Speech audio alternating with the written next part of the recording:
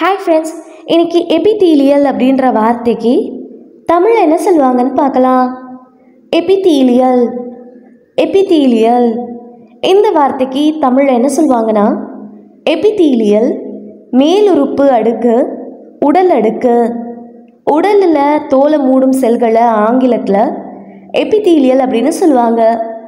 இன்னும் நல்லா புரிஞ்சுக்கிறதுக்காக நம்ம 2 எக்ஸாம்பிள்ஸ் பார்க்கலாம். First example, epithelial cells line organs. உறுப்பினை வரிசையாக அமைக்கும் செல்கள் epithelial செல்கள் ஆகும். Second example, damage to epithelial tissue can cause problems.